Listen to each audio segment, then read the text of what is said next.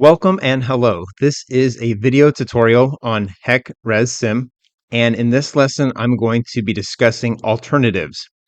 An alternative in ResSim, it represents the combination of a reservoir network, a selection of one operation set per reservoir, the specification of the initial conditions of each reservoir, and the selection of inflows and other input time series datasets needed by the model.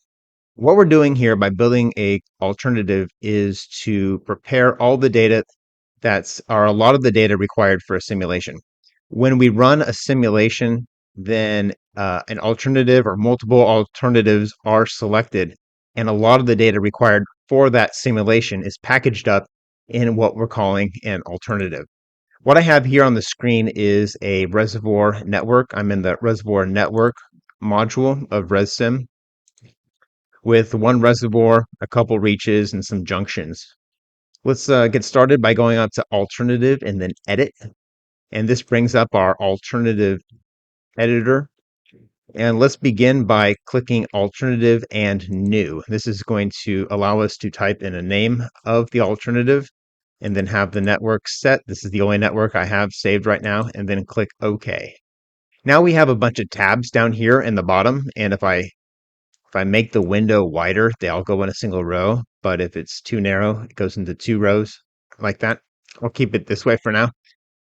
All right, so the first tab is Run Control, and I'm going to go through each of these tabs briefly in the course of this video. In Run Control, we identify the time step for the alternative. I'll select 1 hour, but there's lots of different options here. Below that is the flow computation method, where period average is for, let's say, daily and longer time periods. And then instantaneous is for less than a day. So for 1 hour, I'm just going to go with instantaneous. The default is program determined, so that would be where ResSim decides which to use. Below that are two checkboxes. The compute unregulated flows. These calculations occur after the main computation has completed, and it determines conditions without the regulation of reservoirs or diversions. So I'm not going to use that. And then compute holdouts represents, this will instruct ResSim to compute the amount of water the reservoir stores as opposed to just the reservoir release flows. This is common for flood impact and flood damage analysis. So I'm going to just leave that one unchecked as well. Below that is the log level, and what this is the amount of information that's printed to the log, where the values range from 1 to 10, where 1 is the least amount of information and then 10 is the most. The default value is 3, so I'm just going to stick with that. Over on the right, we have to decide which alternative type to use. And standard is the most common type to use for most analysis, but there are some specialized analysis as well within ResSim that would use the yield analysis, ensemble, or Monte Carlo options. So standard is default. I'm going to leave it at standard, but if you want to read about the others, check out the user's manual 14.4 as well as appendix F, G, and H for yield, ensemble, and Monte Carlo, respectively. Okay, next over is the operations tab, and this is where we specify the operation set for each reservoir. Now in my reservoir, I've already created an operation set. I called it operation set 1. But if you had multiple operation sets, this is where you would make that selection. And of course, if I had multiple reservoirs, I would see them listed down in this box here. Above that is the reservoir system. So if I had a reservoir system defined with a specific storage balance, I would select the storage balance that I wanted to use for this alternative. Just the same way I selected the operation set. So you could obviously have multiple different storage balances the same way you could have multiple operation sets. At the very bottom is the water account setup. This is another thing I skipped over for this alternative, but this is something you could add in if you had that. The next tab over is look back. The look back period in ResSim is the initial conditions or starting conditions of the reservoir system for the alternative. What we have here are the elements that we would assign look back values to, such as the pool elevation and I have an uncontrolled outlet as well.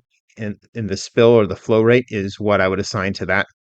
Right now, the default value is constant, so I could just type in an elevation of 1400 and then a flow rate of 0, and then save that, alternative save. And I'm going to show you the geometry of the reservoir real quick. I haven't mentioned this in this particular video, but here is my reservoir, and then the pool elevation ranges from 1350 to 1500 feet. And then I have one uncontrolled outlet whose invert elevation, or outlet elevation it's called here, is 1450. So that means any elevation below 1450 would have zero flow. Okay, so back over to that alternative editor. We're in the look back tab. So if the elevation is 1400, that's below 1450, obviously the flow is going to be 0. I should also mention that it doesn't have to be constant. We can assign a time series to that look back, uh, in this case, the pool elevation. And when we do, this 1400 is just grayed out, so it's not used. But what happened was over in the time series tab, hold on, I think I have to save it. Alternative, save, and then time series. Okay, cool. So here's a record for the reservoir pool and then the look back elevation. So I would just assign a DSS time series data set to that particular pool elevation. So let me switch this back to constant and then 1400. And then let me tab off of that, alternative save, and then time series tab. Okay, good, it's gone. So the time series tab is where we define time series, which can apply to all sorts of elements in our model. What I want to do to my model here is to add an inflow at the upstream most junction. So let me save. I already got it saved. I'm going to go and click the junction editor, right click, edit junction properties for my upstream junction here, labeled CP1. And what I want to do here is in the local inflows tab, go ahead and type in an inflow. I'll just call it inflow at CP1. The multiply factor will just be 1, so there's no multiplier. Click apply, and then I'll close that, head back over to my alternative, and now we have a row here in the time series tab to represent the inflow into this junction. So to assign this inflow, we're going to go ahead and select the element, and then come down here and click the select DSS path. What this has done is it's brought up a DSS view window with a couple of records because I was already working on a file earlier.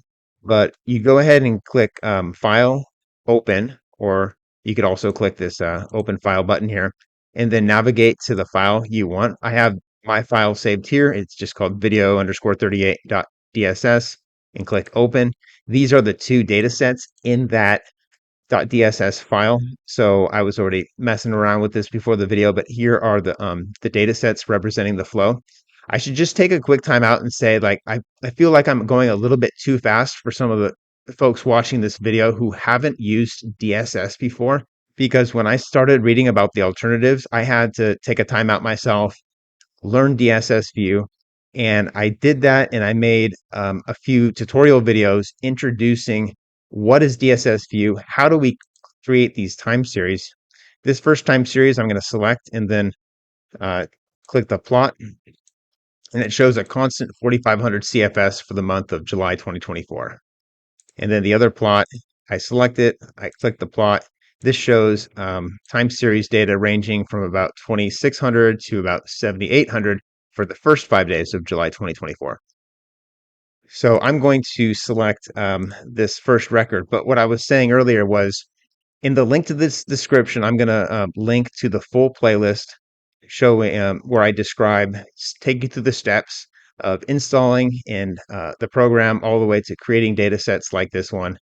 And then I'm also going to link two more videos. The first is to creating a time series data set in DSS view manually. And then the other one would be using Microsoft Excel data. All right. So just wanted to put that out there that, I'm sort of skipping over some steps. And in this video, I'm assuming you're fairly familiar with DSS and datasets, specifically time series datasets. Okay, so let's go ahead and select that first record. Right now, there's no values in DSS file in parts A through F here. And as soon as I select a time series dataset and then click this set path name button, boom, it all populated over here. So if I had other time series data I needed to populate over here, I would select it and then I'd come over, select the data set and then click set path name and then it would populate. So I could do that for all the time series data, even if I had to look into different .dss files. So that's time series. We got a couple more tabs. The next one over is observed data. This is similar to time series data, except if you have actual observed data that's saved in a time series data set, this is where you put it in. So for instance, if I had, let me save. If I had observed data down, say here in this junction, I had observed data and then I clicked the checkbox for observed data and clicked OK, and then came back to my alternative. Here is that flow at CP4 junction.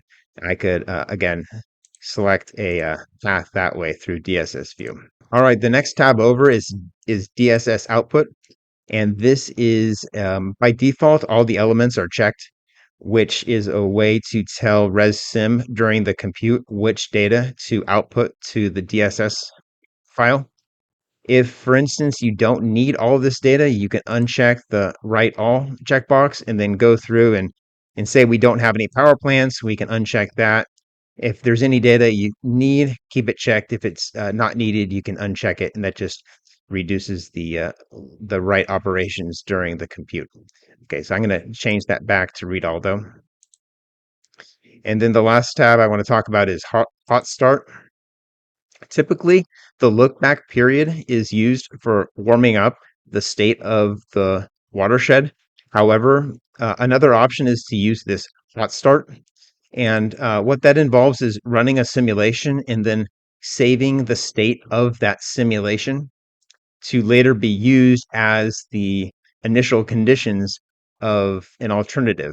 So what I would do is just click hot start and then load up that data that was saved from a previous simulation. That's a little bit over this and beyond the scope of what I want to cover in this introduction to alternatives, though. So we'll just leave it at that. The last three tabs, yield analysis, ensemble, and Monte Carlo, you may recognize as associated with these last three alternative types, which we talked about in the run control tab. Again, that's a little bit too advanced for this introduction video, but that's about it. Go ahead and alternative and save the alternative. Of course, you can close and then you can delete alternatives by selecting the alternative you want to delete and then delete right there. I'm not going to delete it though. Oh, did I? Okay. Well, I think I deleted the alternative. All good. I can just build it again. And hopefully this was helpful information to get you started with alternatives in ResSim.